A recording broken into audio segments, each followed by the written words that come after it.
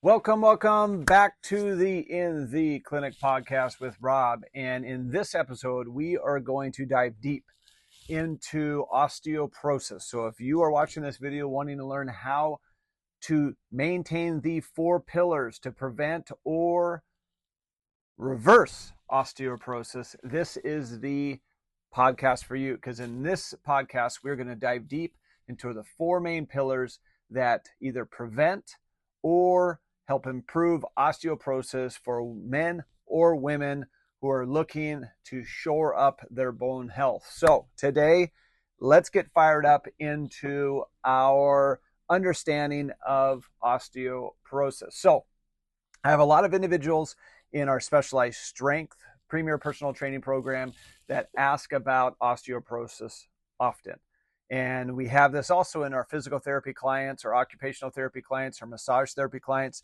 They're asking me often, especially women over the age of 55, will say, hey, what do I do to help improve my osteoporosis? It's a real concern. And they don't know many factors that can assist other than drugs or possibly some form of exercise, but they don't know what to do. So now before we dive into the 4 powerful strategies really to combat osteoporosis, which are food, exercise, supportive modalities, and supplements, I really want to address something that you might already be thinking about or it's running through your head. You might be thinking, I've tried taking calcium before and it didn't work. Okay. I walk every day, but my doctor still says that my bone density is dropping. All right. Or maybe you've heard things like PEMF mats or even creatine and thought that sounds like something for athletes, not for someone in their 60s who's really trying to prevent a fall or not break a hip. And I get it. These are all really valid concerns, but here's the truth. Most approaches to osteoporosis are missing the full picture. They're reactive instead of proactive. They focus on pills instead of cellular repair. And they rarely combine strength, nutrition, and regeneration in a way that truly shifts the trajectory of your bone health. So in this episode, today, I'm going to walk you through the real reasons that osteoporosis is a growing epidemic, especially for women after menopause, and how each of these 4 strategies work collaboratively to actually build bone. So we're not looking to just slow the loss. We're actually looking to build bone. So today we're going to talk about how food isn't just fuel. It's really a trigger for the bone building chemistry. We're going to cover why walking more really won't cut it, and how progressive exercise following things like Wolff's Law can make the biggest difference in your bone health. We're going to dig into how advanced but accessible modalities like PEMF or oxygen therapy help your cells do more of what they're really designed to do. And finally, we're going to look at different supplements like creatine, not just for the muscles, but as a secret weapon for energy and strength that supports the entire skeletal system. So let's get started today by first understanding why osteoporosis is such a rising concern and what estrogen has to do with it. So again, why is osteoporosis a rising concern? What does estrogen have to do with it? So let's see what's really going on underneath the surface when bone loss begins, especially for women. So osteoporosis is not just about age. It's deeply hormonal. And the biggest hormonal shift that triggers rapid bone loss is menopause. But here's the deal. Estrogen isn't just a reproductive hormone. It's a bone protector. It plays a direct role in telling your body to preserve bone density by slowing down the cells that break bone down. These are called osteoclasts.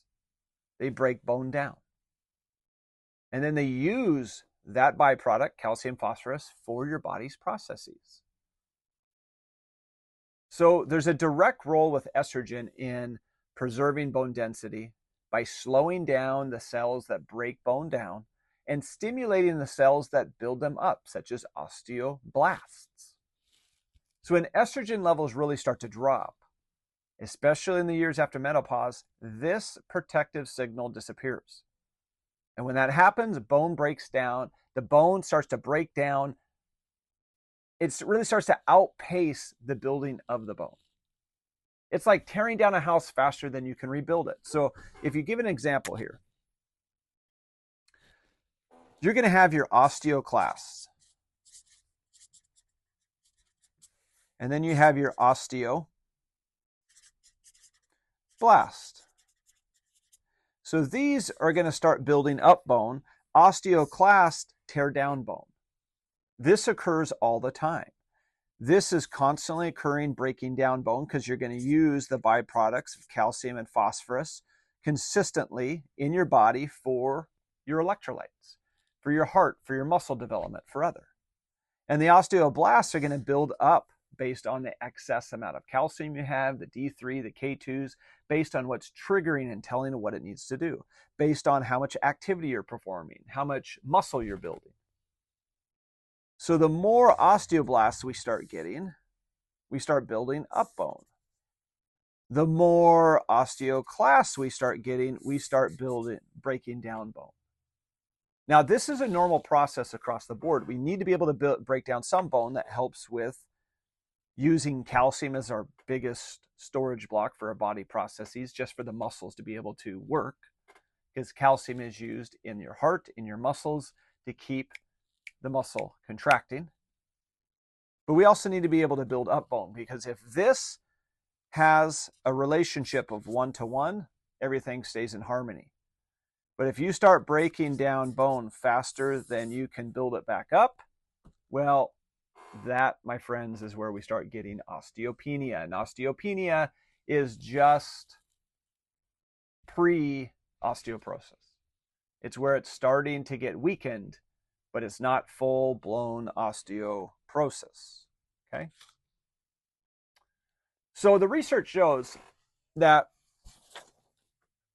in just the first 5 to 7 years after menopause, women can lose up to 20% of their bone density.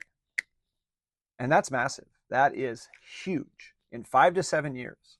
And unfortunately, this often goes unnoticed until it results in a fracture from a fall or some type of scary diagnosis that comes from a DEXA scan that measures your bone density. And here's another layer. As we age, we also tend to move less. We eat less protein. We absorb nutrients less efficiently from the gut. That is a perfect storm for osteoporosis. But here's the good news, and I want you to hear this. Just because bone loss starts around menopause doesn't mean you're powerless to stop it. There are clear, evidence-based actions that you can take to slow, stop, and even reverse bone loss. And when we combine food, movement, technology, and supplementation, you get a strategy that works at every level of your biology. So let's start breaking down with the first pillar, which is food. What you eat, how it's absorbed, and the 3 nutrients that are critical for turning meals into medicine for your bones. So the first pillar is food. And the bone building trio of calcium, vitamin D3, and K2. So let's really get started with what's on your plate, or maybe what's not on your plate. Because when it comes down to strengthening your bones, food isn't just fuel. It's a front-line medicine. So we've all heard about calcium. It's really that mineral that your bones are fully made of, literally.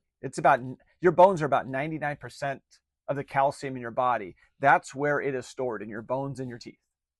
So yes, calcium matters. But here's the catch. You can eat all the calcium in the world, and it won't matter if it never gets absorbed and used correctly by your body. And that's where D3 and K2 really come in. So when we look at our first pillar, we look at food. What we're trying to absorb are a couple of factors. We're looking at calcium. We're looking at vitamin D3. and we're looking at vitamin K2. So we know that calcium is where 99% of our bones are currently storing our calcium. That's where it's being used. So we need to consistently ingest more calcium. But that's not the whole story I was just talking about. This is where D3 and K2 come in. Vitamin D3 helps you absorb calcium from the gut into the bloodstream. Without enough vitamin D3, calcium passes right through your system unused. So think about D3 as the doorman. It opens the door for calcium to enter. But unfortunately, many people, especially those in the northern climates who avoid sun exposure, are deficient in vitamin D3. Vitamin D3 is the only vitamin that your body actually makes itself. It is so vital and important to your health that your body produces it, the only vitamin that it produces. Now, when you combine sunlight with cholesterol in your body, it sends the chain reaction to where you can produce vitamin D3 directly in your body. So you use that vitamin D3 to tell calcium, open the door, let it in. Instead of passing through your body and having calcium go out your body and excreted through urine, your body says, hey, we're going to take calcium, vitamin D3, and we're going to use it. We're going to absorb it. We're going to put it into your body. So here calcium is. It's present. It's now in your body. You need to have vitamin D3 to open the door and let it in. But that's not the full picture either. This is where it gets interesting, because vitamin K2 tells calcium where to go. And without it, calcium might just end up in the wrong places, like your arteries, your kidneys. Then it starts causing problems instead of helping you. K2 activates a protein called osteocalatin, which helps bind calcium into your bones. So in other words, K2 keeps calcium out of your arteries and into your skeleton. That's huge. So calcium is needed to build your bones. D3 opens the door and lets you absorb it. And then K2 says, no arteries into the bone. It directs it where to go. So what's going to happen if you don't have enough vitamin K2? Well, you start getting calcification in your arteries, of your carotid arteries, in your coronary arteries, and you start being predisposed to what? Cardiovascular problems. So when you're thinking about bone building food, think about more than just milk or dairy. Think leafy green, salmon with bones, sardines, eggs, fermented foods like natto or sauerkraut. And if you're supplementing, make sure your calcium comes with D3 and K2, because that trio works as a team. So food is the foundation, but it's not enough to eat well and hope for the best. Bones respond to stress, healthy stress, and that's where movement comes in. So let's talk about why exercise is non-negotiable. It's one of the non-negotiable pillars for stronger bones. And this is why walking alone isn't enough. So when we look at the 4 pillars of osteoporosis, we have food, and now we have exercise.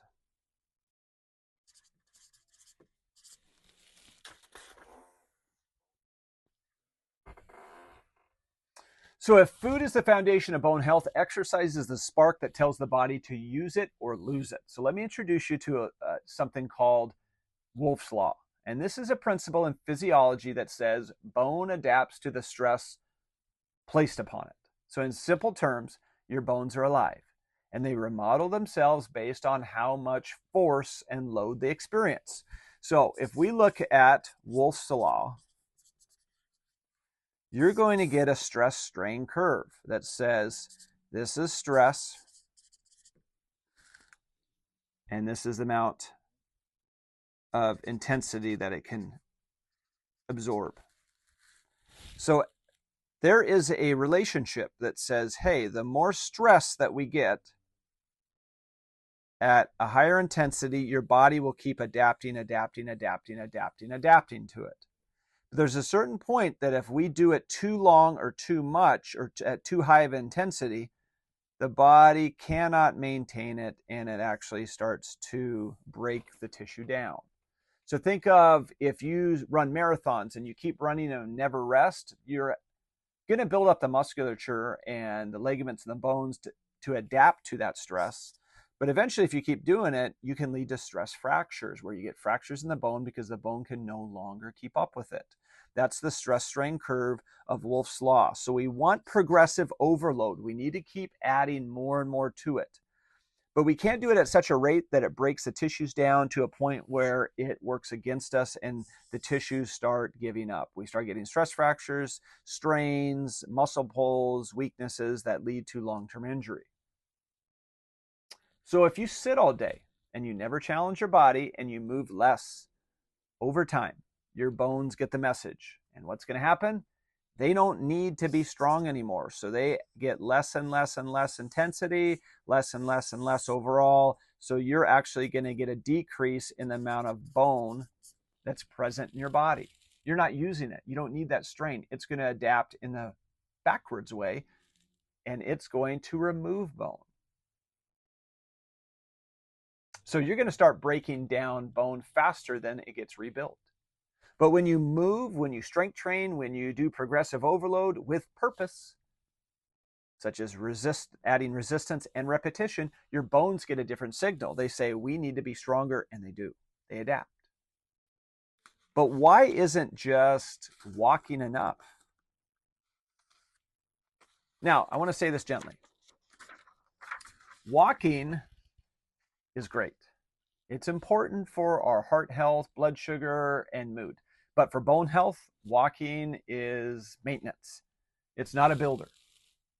What you need is progressive overload. That means slowly increasing the demand you place on your body over time. So resistance training, using weights or body weight exercises, this sends a powerful message to your bones. Adapt, strengthen, grow. And it applies to Wolff's Law.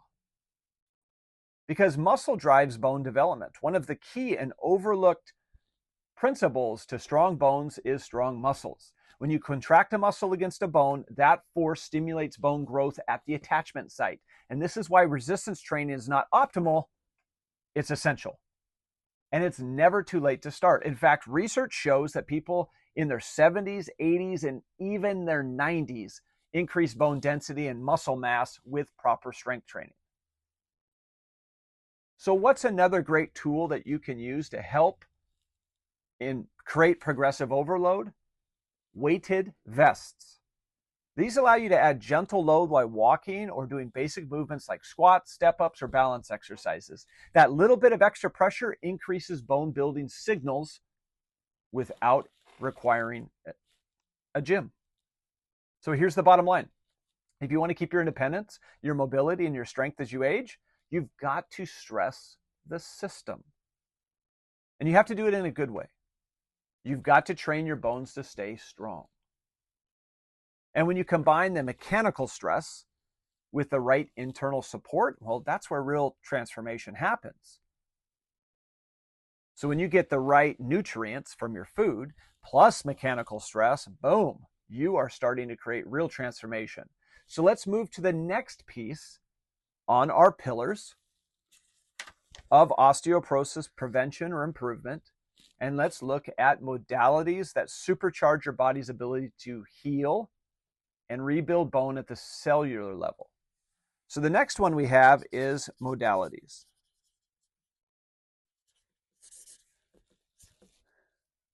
So if we go deeper beyond just food and beyond movement and talk about the internal environment that your body needs to actually repair, regenerate, and grow, that's where we can start to see another level of bone development. Because here's the reality. If your cells are exhausted, inflamed, or low in energy, your body won't prioritize bone health. If you try to just survive, well, that's where supportive modalities kick in, especially things like the superhuman protocol or pulsed electromagnetic field mat therapy. So the superhuman protocol is something that we do provide in our office in our wellness programs. And it's a 3-step system that restores the body's ability to heal at the cellular level. It includes pulsed electromagnetic field mat therapy, exercise with oxygen therapy, and red light and near infrared bed therapy. So this isn't just biohacking buzz. Here's what matters for your bones. This system improves your mitochondrial energy, oxygen delivery, and cell turnover. These are all critical for tissues like bone to grow and repair. So think of it like recharging a phone battery. The more energy your cells can produce, the better they can do their job, which includes repairing microfractures and laying down new bone tissue.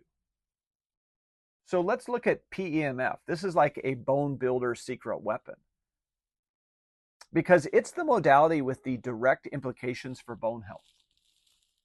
Pulsed electromagnetic field mat therapy works by sending a low-level magnetic pulse into the body.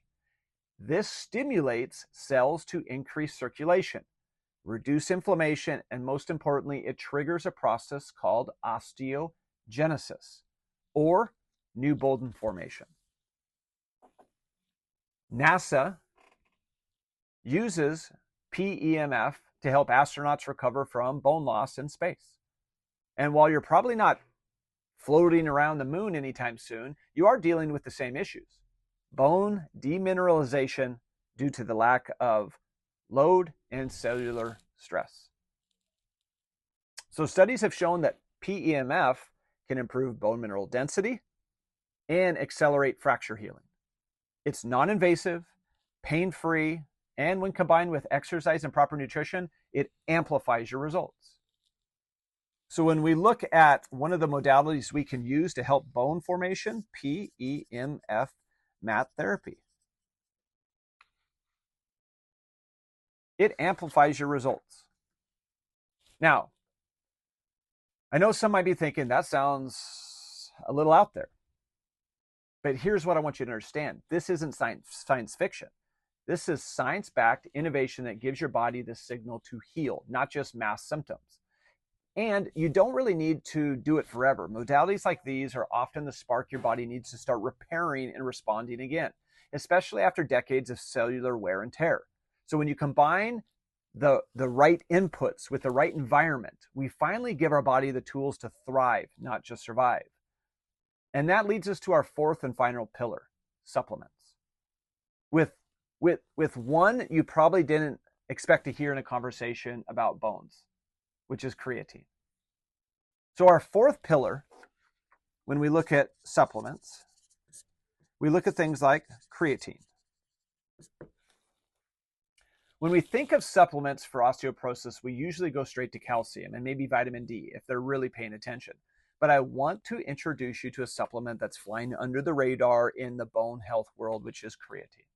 Now, I know what you're thinking, isn't that for bodybuilders? And yes, it is used for athletes to boost strength and muscle gains.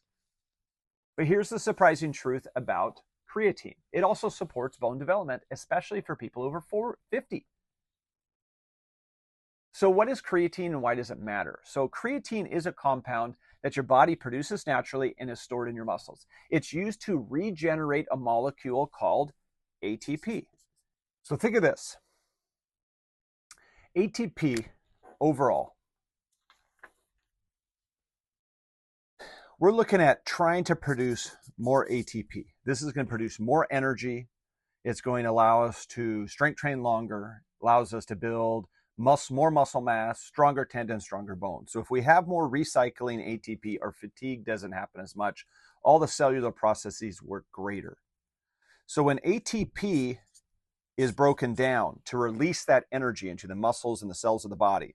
It breaks down into an ADP and an AMP.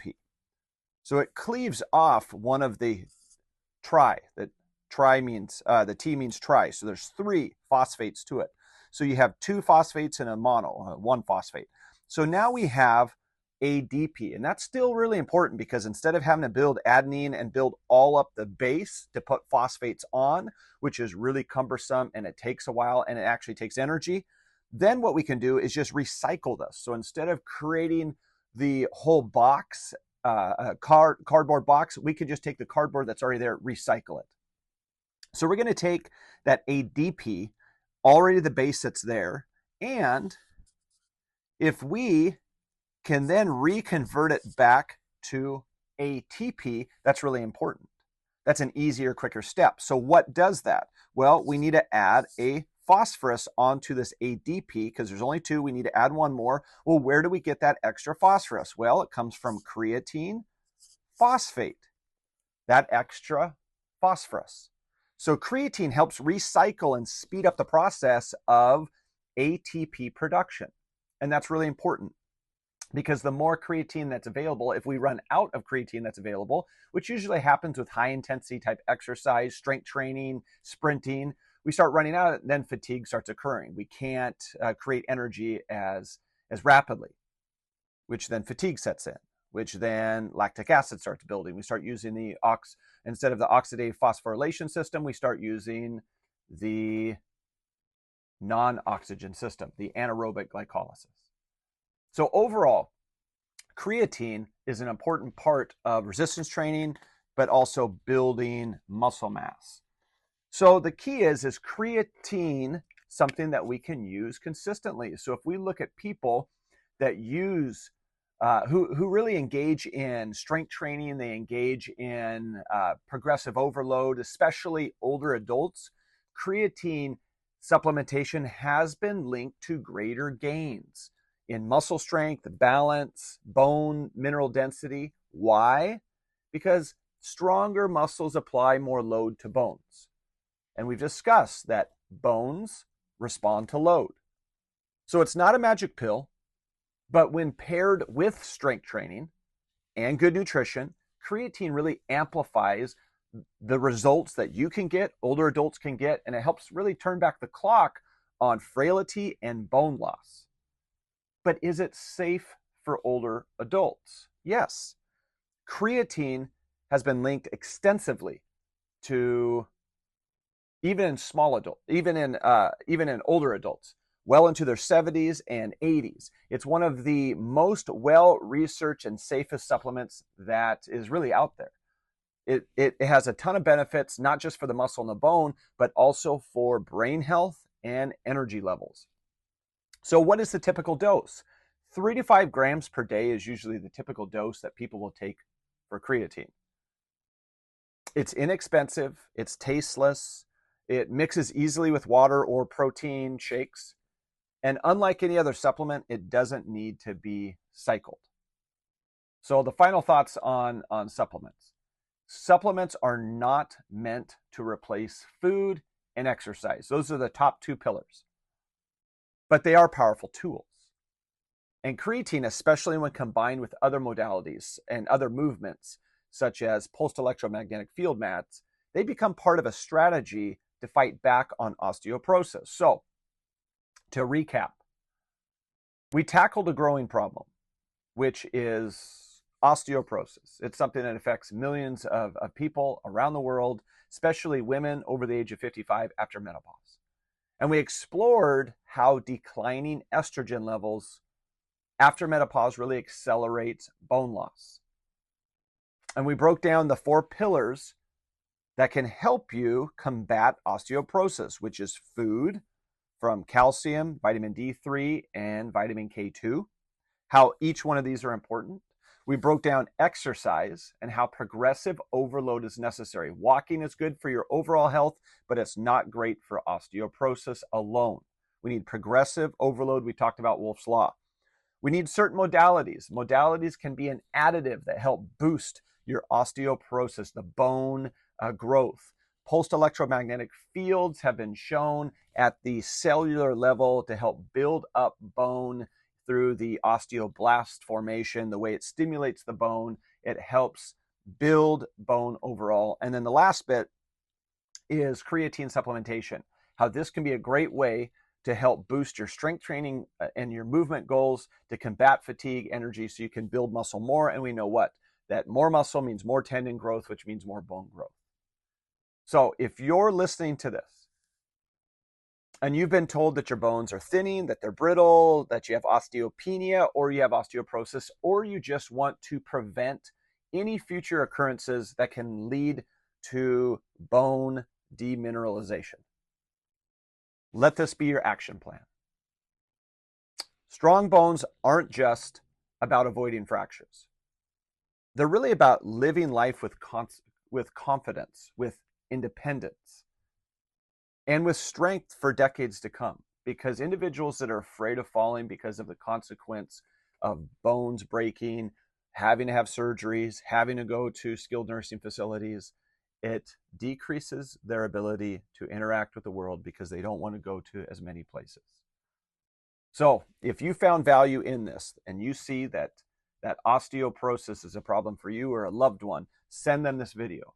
If you're an individual that's thinking, man, I'm not sure what to do with strength training, creatine supplementation, superhuman protocol, pulse electromagnetic field mats, this is all new to me, I'm not sure what to do, feel free to reach out, leave a comment here, or you can reach us on any of our socials, any of our websites, sumnerpt.com, and fill out the form. We'd love to hear from you and see how we can help you with each of these components. All right. Have a good day. Continue to stay strong, stay vibrant, and stay healthy.